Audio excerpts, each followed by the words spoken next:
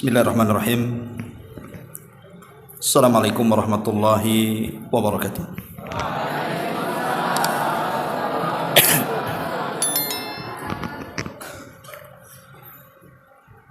Alhamdulillah wassalatu wassalamu ala Rasulillah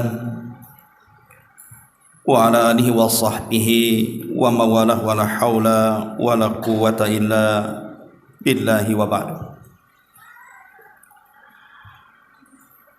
Para santri, ikhwan dan akhwat yang dimuliakan Allah Subhanahu wa taala, alhamdulillah di malam ini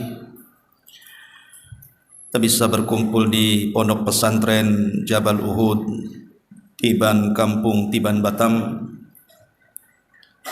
Dan insyaallah mungkin saya akan meluangkan waktu harusnya malam kemarin. Cuman karena malam ini kebetulan juga lagi libur, belum ada kajian.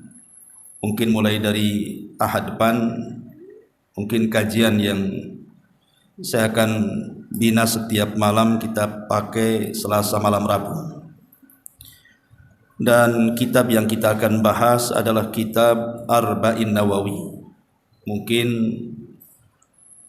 antum sudah hafal sebagiannya, tapi saya minta kepada antum semuanya untuk menghafal kitab Arba'in Nawawi ini, karena tidak banyak hadis-hadisnya, hanya kumpulan 40 hadis saja. Ma'asyiral muslimin yang dimuliakan Allah Subhanahu wa taala, sebelum kita masuk pada kitabnya, sedikit kita akan kenal siapa Imam Nawawi. Imam Nawawi kunyahnya adalah Abu Zakaria Yahya ibnu Syarafi An-Nawawi. Jadi namanya Yahya ibn Syaraf, kunyahnya Abu Zakaria. Dan dia dilahirkan di Nawa, makanya dinisbatkan An-Nawawi kepada kampung kelahirannya. Nawa menjadi Nawawi. Dan di zamannya Al-Imam An-Nawawi rahimahullahu ta'ala, artinya ulama yang membidangi seluruh fan-fan di dalam ilmu Islam. Kalau dia bicara tafsir, dialah pakarnya. Kalau bicara hadis, dia pakarnya. Kalau bicara fikih, dia pakarnya. Apapun yang berkenaan dengan Islam, maka dia pakarnya. Makanya di zamannya disebut Syekhul Islam. Ada juga yang kemudian menggelari beliau dengan sebut, beliau tidak mau digelari seperti itu. Tapi begitulah, apabila seseorang memiliki kelebihan, kemudian dipuja dan dipuji manusia tanpa dia menghendakinya, maka Rasul menyebutnya sebagai busyral ajil, kabar gembira yang disegerakan di dunia.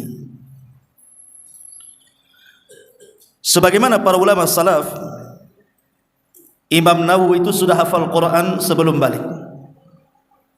Bahkan dia sejak kecil, dari sebelum balik sudah suka membaca. Sampai dikisahkan ada seorang anak muda dari Maroko, dari Maghrib. Dia berkunjung ke Nawa. Kemudian dia melihat banyak anak-anak yang bermain. Rupanya ada satu anak itu tidak mau bermain. Dia asik membaca buku dalam tangannya itu. Jadi kata anak muda dari Maroko ini mengatakan kepada anak kecil yang belum balik, "Kenapa kau tidak main?" Maka dia mengatakan, "Aku tidak diciptakan untuk itu." Ini anak kecil ngomong gitu. "Ma khuliqtu lila'ib." Aku tidak diciptakan untuk main-main, katanya. Padahal belum balik tuh ngomong begitu. Kalau antum sebaliknya, aku diciptakan untuk main-main, makanya main-main terus. Jadi akhirnya kemudian anak muda dari Maroko atau Maghrib ini menemui siapa ayahandanya. Setelah berjumpa, kemudian tiba-tiba dia mengatakan kepada ayahnya bahwa putramu lahu sya'nun fil mustaqbal. Dia akan menjadi orang besar di masa depan, jagalah dia. Tapi kemudian bapaknya mengatakan, amunajjimun anta, apakah kau seorang ahli nujum? Kok meramal-ramal anakku akan menjadi orang besar? Tetapi kemudian ucapan anak muda dari Maroko ini kepikiran oleh ayahanda daripada Imam Nawawi. Sejak itulah ayahnya selalu mengajak Imam Nawawi ke daras-daras para ulama di zamannya di Nawa, walaupun di situ bukan biladul ulama.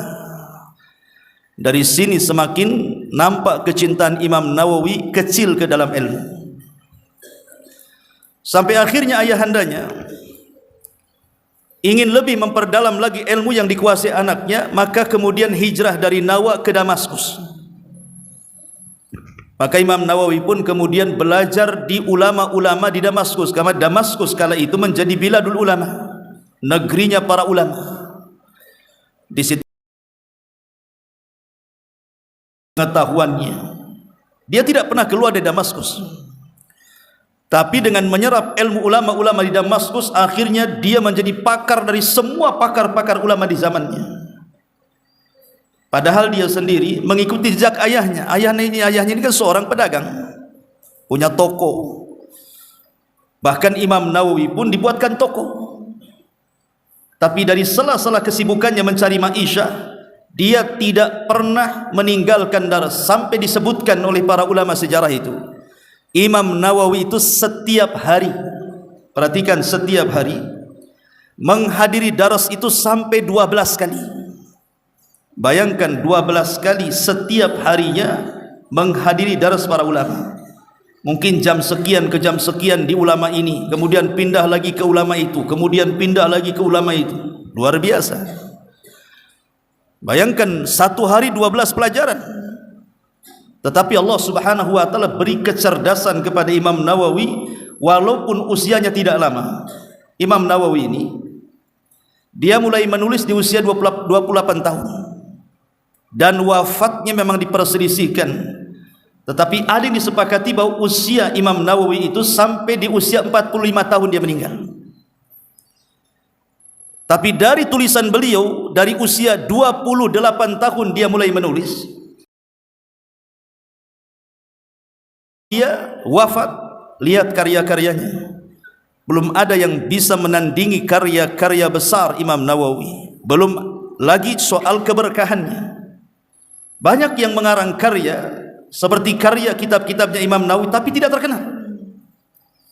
Contoh saja umpamanya Riyadhus Shalihin. Sampai ulama mengatakan tidak ada kitab yang banyak dicetak di dunia setelah Al-Quran melebihi Riyadhus Shalihin. Karena Riyadhus Shalihin ini hampir di semua markas-markas yang di situ dijadikan pusat belajar, mesti ada kitab Riyadhus Shalihin. Tidak di Indonesia, tidak di Singapura, tidak di Malaysia, di semua dunia. Bahkan perpustakaan itu belum lengkap kalau belum ada Riyadhus Shalihin. Padahal Riyadhus Shalihin itu hanya kumpulan hadis saja. Bab kemudian dicantumkan hadis, bab dicantumkan hadis. Kalaupun ada catatan itu tidak banyak. Dan banyak juga para ulama yang mengarang kumpulan-kumpulan hadis, tetapi tidak seterkenal Riyadhus Shalihinnya Imam Nawawi. Itu menunjukkan berkah dan keikhlasannya. Makanya ikhlas itu akan membuahkan hasil. Belum lagi kitab Al-Adhkar. Banyak para ulama itu yang mengarang kitab Al-Adhkar, kumpulan-kumpulan zikir, tetapi tidak booming. Seperti kitabnya Imam Nawawi ini, dibaca jutaan manusia. Minhajut Talibin namanya. Minhajut Talibin ini, tapi 300 tahun setelahnya ada salah satu ulama Syafi'i yang kemudian mensyarah kitab Minhajut Talibin menjadi Syarhul Minhaj, akhirnya jadi terkenal. Di Indonesia ini hampir di semua pondok-pondok pesantren yang berbasis Syafi'i itu mesti dipelajari ini, syarah Minhaj ini. Lah matannya itu yang ngarang Imam Nawawi, Minhajut Talibin itu. Bahkan kitab yang kita akan pelajari ini Arba'in Nawawi. Berapa juta manusia yang menghafal kitab Arba'in Nawawi. Padahal nanti saya akan jelaskan di mukadimahnya, yang mengarang kitab Arba'iniyat ini itu banyak sekali. Banyak sekali. Tetapi tidak menjadi terkenal melebihi Arba'in Nawawinya Imam Nawawi rahimahullahu ta'ala. Sebenarnya hadis yang dicantumkan Imam Nawawi itu bukan 40 tapi 42 hadis, tetapi dimudahkan kemudian diistilahkan dengan Arba'in. Walaupun kemudian Al-Imam Ibn Rajab menambahkan 8 hadis di dalam menjadi 50 hadis jadinya. Ma'asyiral muslimin yang dimuliakan Allah Subhanahu wa taala, dan banyak lagi karya-karya, dan karya besarnya dalam bidang hadis adalah syarah Sahih Muslim. Siapa yang tidak mendengar kalimat syarah Sahih Muslim? Syarah Sahih Muslim ini sekali lagi banyak yang mensyarah ulama itu. Tetapi kalau kita mempelajari hadis Sahih Muslim, selalunya syarahnya mengambil karya An-Nawawi. Dan itu yang paling akurat. Bahkan Imam Nawawi juga pernah mensyarah Sahih Bukhari, tapi kemudian meninggal. Sampai kata para ulama, kalau seandainya Imam Nawawi hidup dan berhasil mensyarah kitab Sahih Bukhari, maka tidak ada syarah terbaik di dunia melebihi syarah Bukharinya Imam Nawawi, karena dia baru 2 jilid kemudian meninggal. Tapi begitulah Imam Nawawi rahimahullahu ta'ala. Ma'asyiral muslimin yang dimuliakan Allah Subhanahu wa ta'ala, Imam Nawawi ini satu di antara ulama yang tidak sempat menikah, sama dengan Syekhul Islam Ibn Taimiyah rahimahullahu ta'ala dan ulama-ulama yang lainnya. Banyak ulama tidak sempat menikah karena mereka sibuk talabul ilmi. Lah salah satunya Imam Nawawi meninggal dan belum menikah karena sibuk belajar dan sibuk menulis. Bahkan pernah dia 2 tahun duduk di kursinya, tidak pernah keluar rumah kecuali hanya melaksanakan salat. Jadi kalau waktunya salat dia ke masjid, balik lagi, duduk lagi. Kemudian datang lagi waktu salat, keluar, kemudian duduk lagi. Dan pembantunya yang menyediakan makan untuk disediakan di mejanya. Tapi lihat selama 2 tahun dia tidak pernah beranjak dari kursinya, kemudian mengarang satu kitab yang sangat fenomenal. Apa kitabnya? Syarhul Muhadzab namanya. Itu kitab Syarhul Muhadzab, itu kitab rujukan para ulama sampai hari ini. Itu ditulis 2 tahun Imam Nawawi tidak beranjak dari kursinya. Kalau kita begini 2 hari apa enggak encok, 3 harinya masuk rumah sakit. Bahkan Imam Nawawi ini kecerdasannya luar biasa. Dia hafal Kutubut Tis'ah, itu dia hafal. Mulai daripada Sahih Bukhari, Sahih Muslim, Abi Dawud, Nasai, Baihaqi, Musnad Ahmad, Masya Allah. Itu di luar kepala. Sama dengan antum di luar kepala, cuman bedanya antum tak masuk kepala, di luar terus. Itu bedanya. Kalau Imam Nawawi betul-betul di kepala. Ya. Luar biasa ikhwatu fiddin. Ya minimalnya walaupun tidak Sahih Muslim, Sahih Bukhari, Arba'in Nawawi lah antum hafal.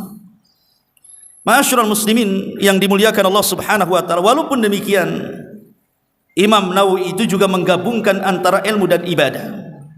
Karena di sela-sela kesibukannya dia talabul ilmi, dia pun menyempatkan untuk qiyamul lail.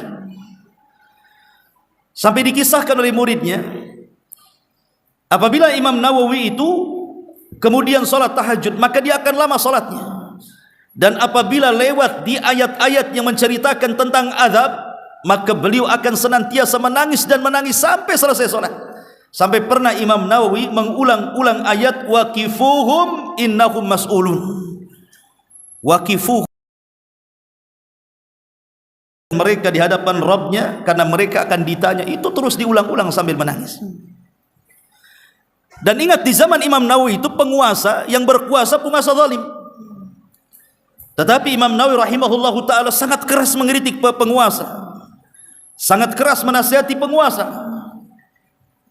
Tetapi walaupun dia keras menasihati penguasa yang merupakan afdalul jihad, kata Rasul, afdalul jihad kalimatul haq inda sultanil jair, bahwa seutama-utama jihad itu adalah menyampaikan kalimat yang benar di hadapan penguasa zalim. Tapi Imam Nawawi walaupun keras dengan penguasa, tapi dia satu-satunya ulama di zamannya ya yang melarang rakyat memberontak kepada penguasa. Ketika semua para ulama di zamannya berfatwa agar rakyat bergerak dan menggulingkan penguasa, justru Imam Nawawi satu-satunya ulama yang kemudian berfatwa tidak boleh melakukan pemberontakan. Persis seperti Imam Ahmad rahimahullahu ta'ala. Walaupun dia dizolimi sampai disiksa habis-habisan, tapi ketika kemudian muridnya meminta Imam Ahmad untuk memberontak, dia mengatakan ad-damu dam. Jangan, menumpahkan darah itu tidak bagus. Tidak seperti sekarang mengkritik penguasa lewat YouTube, dihantam sana seolah-olah tidak ada kebaikan. Ma'asyiral muslimin yang dimuliakan Allah Subhanahu wa taala. Lah Imam Nawawi rahimahullahu taala, beliau di usia 45 tahun kemudian meninggal dunia, tapi karya-karyanya seolah-olah tidak pernah hilang dimakan zaman. Ya, salah satunya kitab yang kita akan pelajari, Arba'in An-Nawawi. Taib ma'asyiral muslimin wal muslimat, santri ikhwan dan akhwat rahimani wa rahimakumullah. Kita masuk pada muqaddimah sedikit. Ada sebuah hadis yang mengatakan, man hafidha arba'ina hadithan anin Nabi sallallahu alaihi wasallam kutiba ma'al fuqaha. Barang siapa yang menghafal 40 hadis dari Nabi sallallahu alaihi wasallam, maka dia tercatat digolongkan sebagai ahli fikih. Tapi sayang hadis ini lemah. Walaupun banyak jalannya tidak terangkat menjadi hasan li ghairi. Ada juga lafaz yang lain, man hafidha arba'ina haditsan anin Nabi sallallahu alaihi wasallam fasayadmanu dukhulal jannati wa yub'atsu ma'al ulama. Barang siapa yang menghafal 40 hadis dari Nabi, maka dijamin masuk surga dan akan dibangkitkan bersama para ulama. Hadis ini juga tidak sahih. Jadi semua hadis yang menjelaskan tentang fadilah menghafal 40 hadis akan digolongkan bersama para ulama, akan dimasukkan ke dalam surga, akan digolongkan bersama fuqaha, semuanya tidak ada yang sahih. Bahkan tidak terangkat pun menjadi hasan li ghairi. Tapi walaupun demikian, cukuplah sebuah hadis Nabi yang dikeluarkan dari Imam At-Tirmidzi dan beliau hasankan dari Zaid ibn Thabit radhiyallahu an, Nabi SAW mengatakan, nadzarallahu imra'an sami'a minna hadithan fahafidhahu hatta yablughahu ghairuhu farubba hamilin fiqhin ila man huwa afqahu minhu wa rubba hamilin fiqhin laisa bifaqih.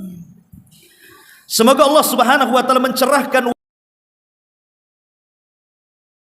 sebuah hadis lalu menghafalnya hingga dia menyampaikannya kepada orang lain, maka bisa jadi dia membawa riwayat hadis tersebut kepada orang yang jauh lebih paham, dan bisa jadi seorang pembawa fikih atau perawi hadis itu tidak paham terhadap hadis yang diriwayatkannya.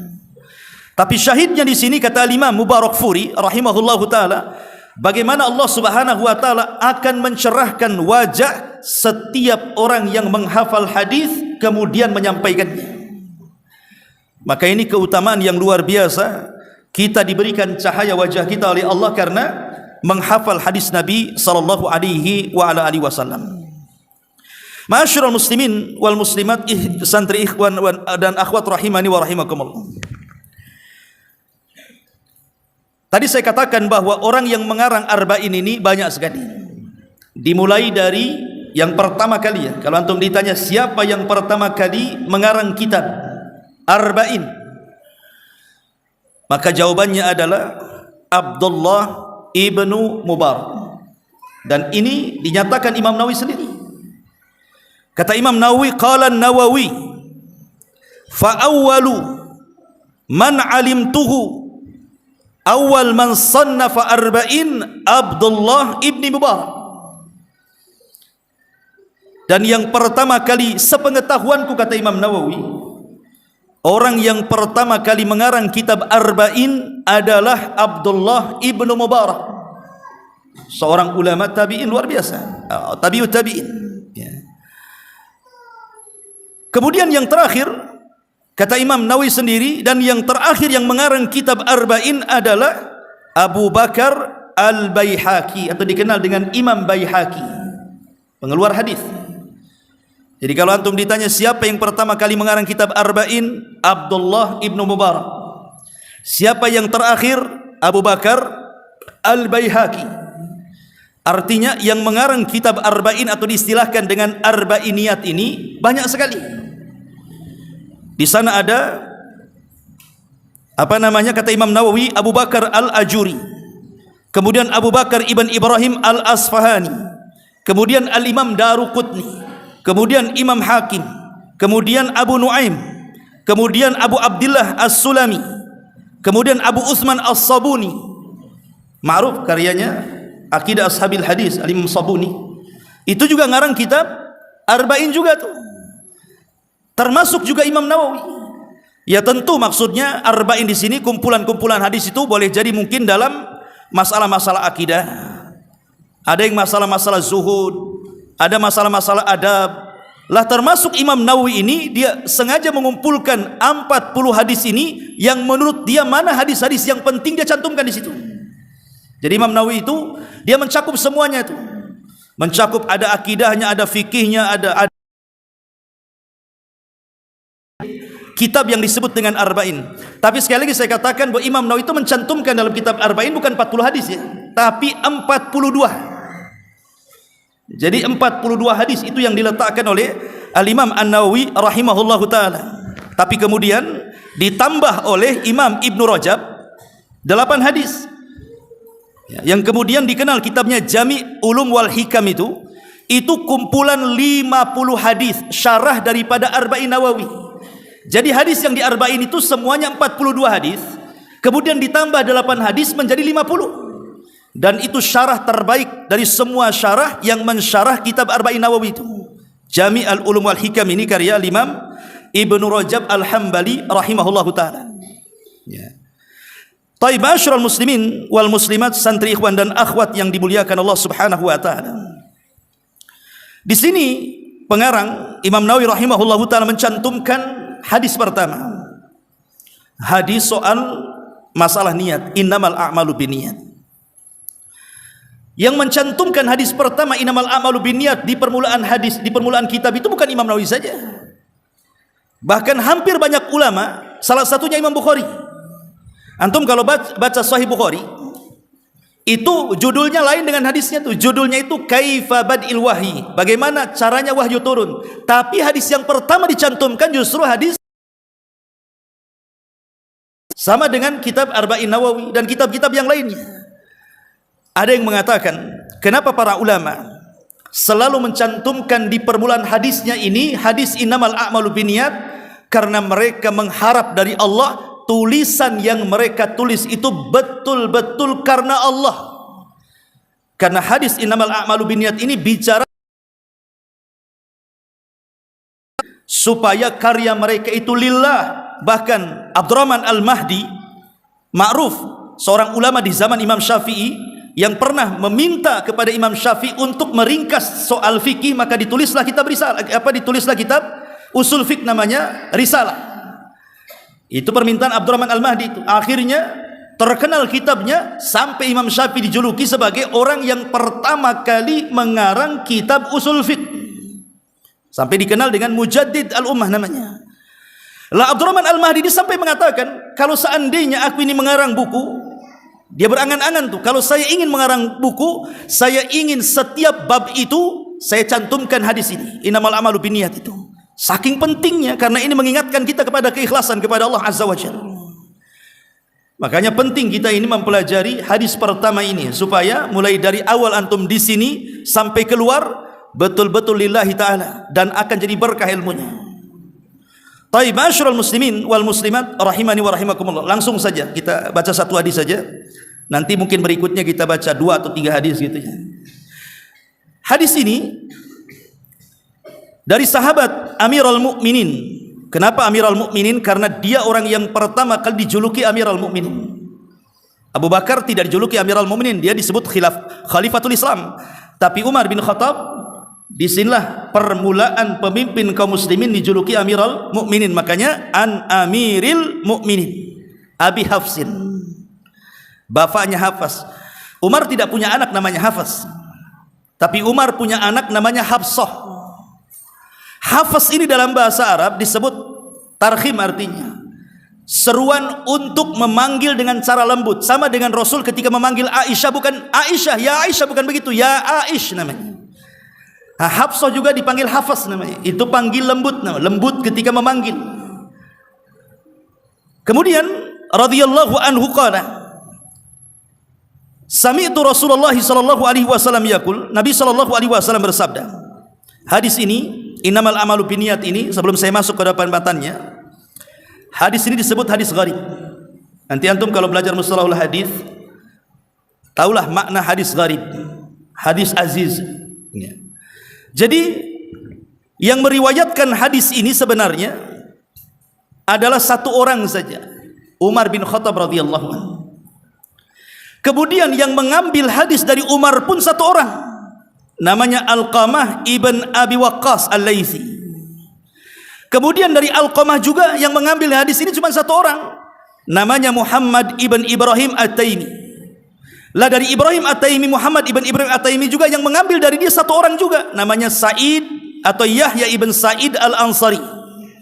Baru dari Yahya ibn Sa'id Al-Ansari ini ratusan orang mengambil hadis ini. Ada yang mengatakan sampai 700 orang mengambil hadis dari Yahya ibn Sa'id Al-Ansari. Kemudian setelah itu ribuan orang mengambil hadis dari orang-orang setelahnya, sampailah hadis ini kepada kita. Itu disebut hadis gharib namanya. Tetapi walaupun demikian hadis ini sahih, talaqathul ummatu bil qabul, di mana seluruh umat itu menerima hadis ini. Dan itulah indahnya Imam Nawawi rahimahullahu taala, ketika beliau mengarang kitab, beliau mengingatkan dirinya sendiri dan para pembacanya dan yang mempelajarinya dengan keikhlasan. Subhanallah, ajaibnya karya-karya Imam Nawawi itu tidak diperselisihkan para ulama. Contoh Riyadhus Shalihin, tidak ada orang yang mengkritik Riyadhus Shalihin, semua menerimanya. Itulah bagaimana berkah dan ikhlasnya karya Imam Nawawi, termasuk Arba'in Nawawi, semua umat menerimanya, bahkan jutaan manusia menghafal kitab ini. Jadi saya harap antum menghafal kitab Arba'in Nawawi ini. Nabi SAW mengatakan, innamal a'malu binniyat wa innamal likulli imri'in ma nawa. Amal itu, kata Rasul, ditentukan dengan niat-niat, dan seseorang mendapatkan pahala juga ditentukan karena niatnya. Kemudian Rasul mengatakan, faman kanat hijratuhu ilallahi wa rasulihi fahijratuhu ilallahi wa rasulihi. Barang siapa yang hijrahnya karena Allah dan Rasulnya, maka dia akan mendapatkan dalam hijrahnya Allah dan Rasulnya. Kemudian kata Rasul, wa man kanat hijratuhu lid-dunya yusibuha aw imra'atin yatazawwajuha wa fi riwayatin yankihuha fa hijratuhu ila ma hajara ilaihi. Tapi kalau hijrahnya mencari dunia atau wanita yang hendak dinikahinya, maka dia akan mendapatkan itu saja. Lihat, Rasul tidak mengulang kalimat fa hijratuhu ila dunya atau ila imra'ah yatazawwajuha, tidak, tapi mengganti dengan dhamir. Karena hinanya hijrah yang dilakukan bukan karena Allah dan Rasulnya itu. Taib, kita akan cerita tentang, dimulai dari asbab urudnya dulu. Kenapa Nabi SAW sampai bersabda seperti ini? Sebagian para ulama mengatakan, kenapa Rasul sampai mengatakan innamal a'malu binniyat sampai akhir hadis ini? Di zaman itu ada seorang sahabat yang suka dengan seorang wanita namanya Ummu Qais. Walaupun Al-Hafidz Ibnu Hajar rahimahullahu taala mengatakan sebenarnya bukan asbab urud, sebenarnya riwayatnya sahih ya, tapi bukan asbab urud. Tetapi ulama mutaakhirin menyambung-nyambungkan bahwa riwayat ini dijadikan asbab urud daripada hadis innamal a'malu binniyat. Jadi ketika para sahabat banyak hijrah, rupanya Ummu Qais ini ikut hijrah. Maka anak muda ini mencari-cari hendak meminang Ummu Qais, rupanya sudah hijrah bersama para sahabat. Akhirnya kemudian dia pun niat ingin hijrah juga seperti hijrahnya para sahabat Rasul, tapi niatnya beda. Gimana? Ke kantor? Ada apa? Fadhal. Ya. Jangan apa namanya.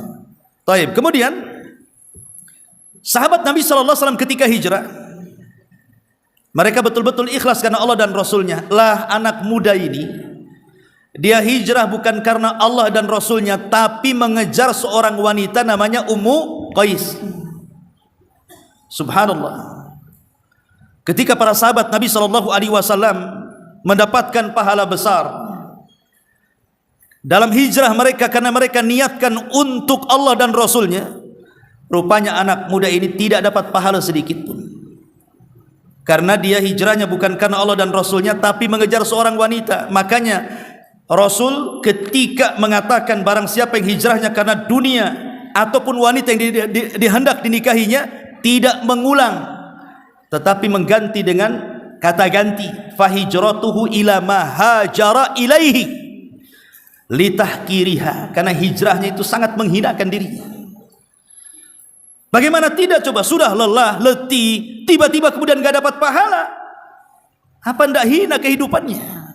Itulah kemudian Rasul mengatakan innamal a'malu binniyat wa innamal likulli imri'in ma nawa, faman kanat hijratuhu ila Allah wa rasuli fa hijratuhu ila Allah wa rasuli wa man kanat hijratuhu lidunya aw imra'atin yatazawwajuha fa hijratuhu ila ma hajara ilaihi.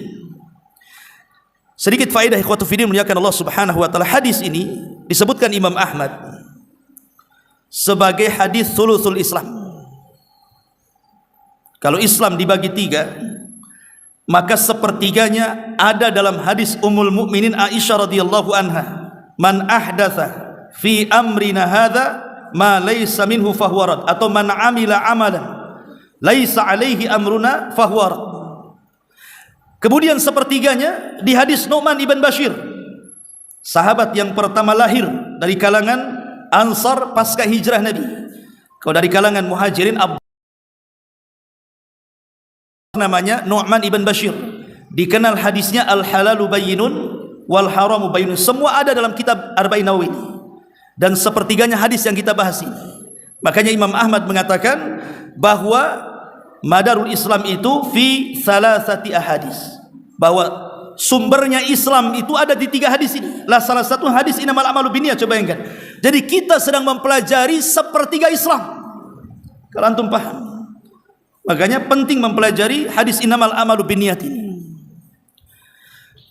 Ada satu kisah yang menarik ikhwan, ketika para ulama tafsir memberikan catatan kepada surah An-Nisa ayat 100, karena ada kaitan dengan hadis yang kita bahas. An-Nisa ayat 100. Allah Subhanahu wa taala berfirman dalam surah An-Nisa ayat 100 ini, "Wa man yuhajir fi sabilillah yajid fil ardi muraggaman katsiran wasa', wa man yakhruj min baitihi muhajiran ila Allah wa rasulihi thumma yudrikuhul mautu faqad waqa'a ajruhu 'ala Allah wa kana Allahu ghafurar rahima." Barang siapa berhijrah, kata Allah, di jalan Allah, niscaya mereka mendapati di muka bumi ini tempat hijrah yang sangat luas dan rizki yang banyak. Ini kalau hijrah mencari dunia, di mana saja ada. Bumi ini luas, mau cari rizki di mana saja ada. Tetapi barang siapa yang keluar hijrahnya, keluar rumahnya dengan maksud berhijrah kepada Allah dan Rasulnya, kemudian kematian menimpanya sebelum sampai ke tempat tujuannya, maka sungguh telah tetap pahala di sisi Allah, dan Allah Maha Pengampun lagi Maha Penyayang.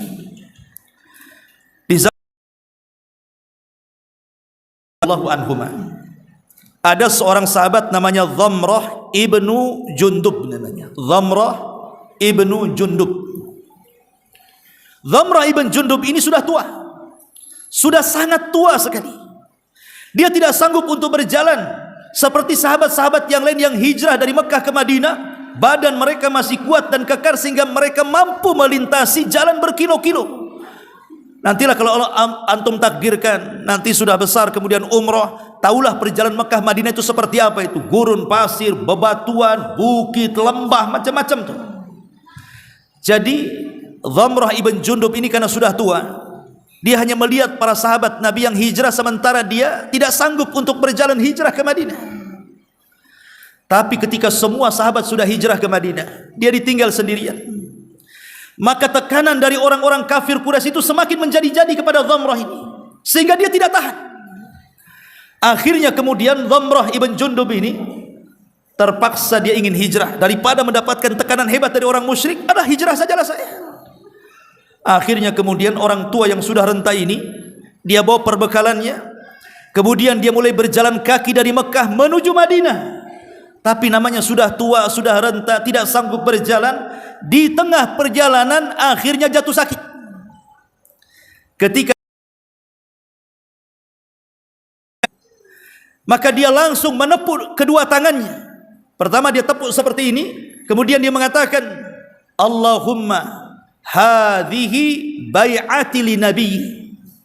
Ya Allah, terimalah, inilah baiatku kepada Nabi. Kemudian ditepuk lagi satu kali, dia ngomong gitu lagi. Akhirnya kemudian Allah Subhanahu wa taala takdirkan Dhamrah ibn Jundub ini meninggal dunia. Dari sini turun ayat ini. Turun surah An-Nisa ayat 100 di sini. Di mana Allah mengatakan, "Wa man yakhruj min baitihi muhajiran ila Allah wa rasulih thumma yudrikuhul mautu faqad waqa'a ajruhu 'ala Allah wa kana Allahu ghafurar rahima." Barang siapa yang keluar dari rumahnya betul-betul hijrahnya karena Allah dan Rasulnya, kemudian di tengah jalan kematian menjemput dia, maka tetap pahala hijrahnya sudah sampai kepada Allah Subhanahu wa taala. Inilah makna wa man kanat hijratuhu ila Allah wa rasuli fa hijratuhu ila Allah wa rasuli. Atau hadis yang ma'ruf tentang kisah Bani Israel, dan dicantumkan juga kisah ini dalam kitab Riyadhus Shalihin, tentang orang yang membunuh berapa? 99 jiwa. Coba bayangkan kalau hari ini ada pembunuh sebanyak itu, mungkin kita katakan sadis sekali itu, jahat sekali orang itu. Kalau bisa tangkap, hukum seberat-beratnya, kan begitu. Lah, anak muda ini Allah ilhami untuk bertobat kepada dan menyesal soal perbuatan pembunuhannya. Datanglah dia kepada seorang rahib. Tapi rahib ini memang ahli ibadah tapi jahil. Dia tidak bisa memberikan fatwa terbaik, justru berfatwa dengan kejahilannya dan mengatakan orang sepertimu tidak ada tobat. Akhirnya kemudian jiwa pembunuhnya itu datang, dibunuhnya pula si rahib ini. Genaplah 100 jiwa tuh. Tapi dia tidak putus asa. Dia mencari pendeta yang lainnya, kemudian ketemu kebetulan pendeta yang satu ini alim orangnya. Dia bertanya, bagaimana soal kalau engkau ingin diterimanya, di sana ada kampung, semua orang soleh semua di situ. Kau bisa belajar di kampung kumpulan orang-orang soleh itu. Akhirnya dikasih tahu alamatnya, mulailah dia hijrah dari kampungnya menuju perkampungan orang soleh itu. Tapi Allah takdirkan, di tengah jalan dia meninggal, kehabisan bekal, kelaparan. Dunia ruhnya ini diperebutkan para malaikat. Kata malaikat rahmat, ini ruh punya saya, dia layak masuk surga karena dia sudah melangkahkan kaki ke tempat taubat. Kata malaikat azab, tidak bisa, dia sudah membunuh 100 jiwa, neraka tempatnya. Akhirnya Allah mengutus malaikat hakim, pemutus. Kata malaikat hakim ini, sudah gini saja, jangan ribut soal ruh orang itu. Kisu bainal ardaini. Sekarang ukur saja di antara dua negeri itu. Apakah dia lebih dekat ke tempat yang dituju ataukah lebih dekat kepada rumah sang rahib yang ditanya? Sebenarnya dia itu belum jauh dari rumah sang rahib itu, tapi Allah itu rahim, rahmatnya lebih luas daripada murkanya. Allah lipat bumi, Allah dekatkan dia ke kampung yang dituju. Akhirnya malaikat hakim mengatakan, hei malaikat rahmat, ambillah ruh ini. Lihat, kalau memang hijrahnya karena Allah ingin bertobat, maka pasti dia akan mendapatkan Allah dan Rasulnya. Makanya di sini, barang siapa yang hijrahnya karena Allah dan Rasulnya, maka dia akan mendapatkan Allah dan Rasulnya. Maksudnya akan mendapatkan Allah dan Rasulnya itu qasdan wa syar'an. Qasdan itu maksudnya sudah diterima, dan syar'an itu maksudnya sesuai dengan syariat arahan Nabi. Jadi hijrahnya sesuai dengan syariat, kemudian niatnya diterima Allah. Itulah yang disebut innamal a'malu binniyat wa innama likulli imri'in ma nawa. Wa innama likulli imri'in ma nawa itu artinya orang mendapatkan pahala atau tidak dalam hijrah itu ditentukan dengan niat. Baik, masyarul muslimin wal muslimat rahimani wa rahimakumullah. Ada sedikit masalah atau faedah yang ingin saya jelaskan dari syarah ini karena waktu juga. Pertama, amalan-amalan manusia yang dikerjakan dari amalan-amalan kebaikan karena Allah itu karena selain Allah itu dibagi menjadi 3. Jadi amalan itu kan ada karena Allah, ini sudah tidak ada khilaf lagi, pasti diterima. Tetapi ada amalan-amalan bukan karena Allah. Lah ini ada 3 perkara kata para ulama. Yang pertama, kalau amalan ini diniatkan riya secara mutlak, memang dia ingin riya, tidak ada ikhlas-ikhlasnya sama sekali, maka amalan ini jelas tertolak. Dan inilah amalan orang-orang munafik yang Allah firmankan dalam surah An-Nisa 142, innal munafiqina yukhadi'una Allah wa huwa khadi'uhum wa qusala yura'una an-nas wa la yadhkuruna Allah illa qalila. Apabila orang-orang munafik itu tegak melaksanakan salat, maka mereka pun malas-malas karena niat salatnya karena riya, dan mereka tidak berzikir kepada kecuali sedikit. Jadi kalau amalan itu hanya riya mutlak, berarti ini amalannya orang munafik dan pasti akan tertolak. Bahkan lebih ngeri lagi, ada sebuah hadis.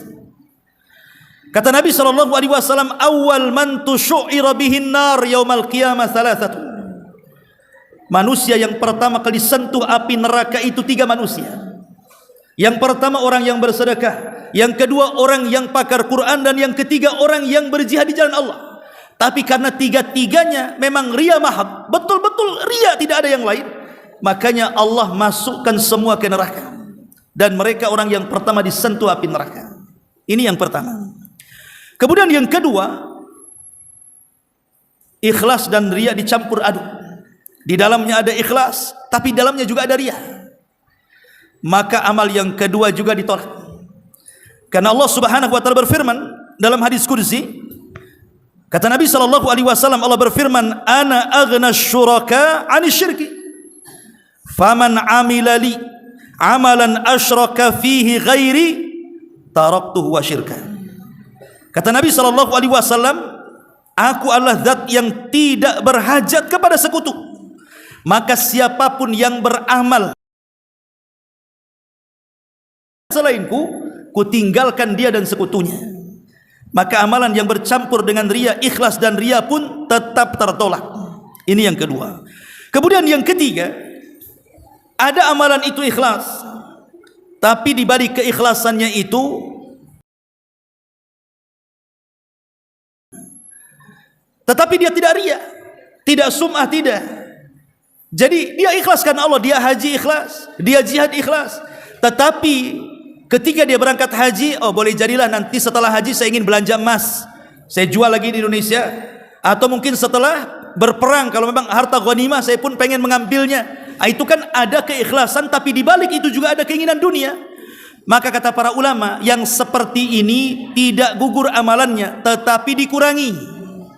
Ya, pamannya haji, saya haji ikhlas karena Allah, tapi pulangnya beli emas untuk dijual di Indonesia. Hajinya sah, dapat pahala, tapi tidak sesempurna pahala orang yang betul-betul lillahi ta'ala hajinya. Ma'asyiral muslimin wal muslimat rahimani wa rahimakumullah. Sekarang pertanyaannya, bagaimana kalau seandainya seseorang itu haji kemudian pulang haji, tiba-tiba kemudian dipanggil Pak Haji, Bu Hajah, padahal dia tidak niat ingin dipanggil itu. Apakah kemudian mengurangi keikhlasannya, maknanya mengurangi pahalanya? Maka para ulama tidak, berdasarkan hadis Muslim dari Abi Dzar Al-Ghifari radhiyallahu an, qila li Rasulillah sallallahu alaihi wasallam, dikatakan kepada Nabi sallallahu alaihi wasallam, ara'aita ar-rajula ya'malu al-amala minal khairi wa yahmaduhu an-nasu sallallahu alaihi wasallam, tilka ajilun busyral mu'min. Jadi Rasul ditanya, Rasul bagaimana kalau ada seseorang beramal, amal ini amal baik, tetapi tiba-tiba manusia memuji dia. Nah, seperti contohnya tadi, ada orang yang haji, dia nggak mau dipanggil Pak Haji, tapi tiba-tiba kemudian ketika orang tahu dia sudah haji, dia malas juga, manggil pula dia Pak Haji. Maka Rasul mengatakan orang seperti ini mendapatkan kabar gembira yang disegerakan di dunia sebelum akhirat. Artinya tidak mengurangi keikhlasannya, asal tidak ada niat untuk itu. Kecuali memang niatnya untuk itu. Kalau dipanggil, nggak dipanggil Pak Haji, tak mau nengok pula dia. Pas dipanggil Pak Haji baru nengok kan gitu. Lah ini yang riak seperti ini yang banyak di negeri kita ini. Ma'asyiral muslimin wal muslimat, santri ikhwan dan akhwat rahimani wa rahimakumullah. Kemudian masalah yang kedua. Hadis ini mengajarkan kepada kita keikhlasan. Apa itu ikhlas? Ikhlas itu kata para ulama, an taktumal hasanat kama taktumas sayyiat. Jadi ikhlas itu engkau menyembunyikan kebaikan sebagaimana engkau menyembunyikan keburukan. Jadi kalau orang itu melakukan keburukan, maksiat kepada Allah, kan banyak orang yang malu kalau seandainya maksiatnya diketahui. Makanya ketika Rasul ditanya soal apa itu dosa, Rasul mengatakan ma haka fi sadrik wa karihta an yattali alaihin nas. Dosa itu yang kau sembunyikan dalam dadamu. Kalau manusia tahu kau benci. Karena orang berbuat dosa kalau bisa jangan diketahui orang. Lah ikhlas juga sama. Sebagaimana engkau sembunyikan maksiatmu manusia tidak tahu, maka ikhlas juga sembunyikanlah kebaikanmu supaya yang tahu hanya Allah Subhanahu wa taala saja. Itulah ikhlas. Ya. Dan ikhlas ini luar biasa.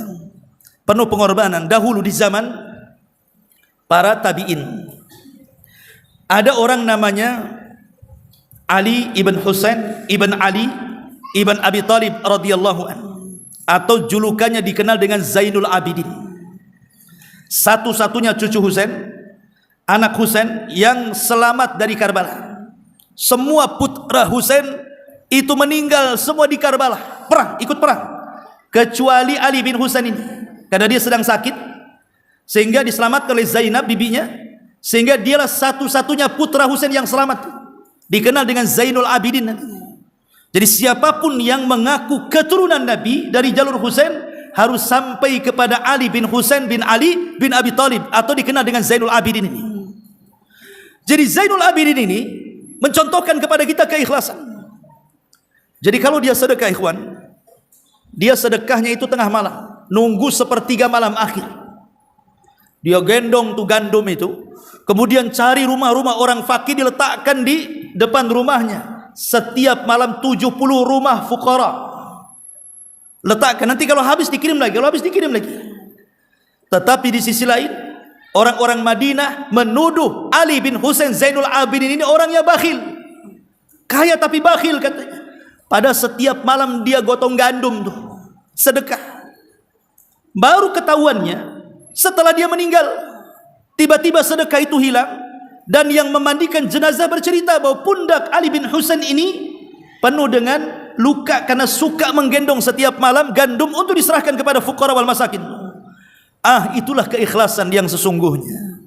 Itulah yang dikatakan bahwa antaktumal hasanat kama taktumas sayyiat. Engkau sembunyikan kebaikan sebagaimana engkau sembunyikan keburukan. Itulah makna ikhlas, ikhwan. Ya, ini yang kedua.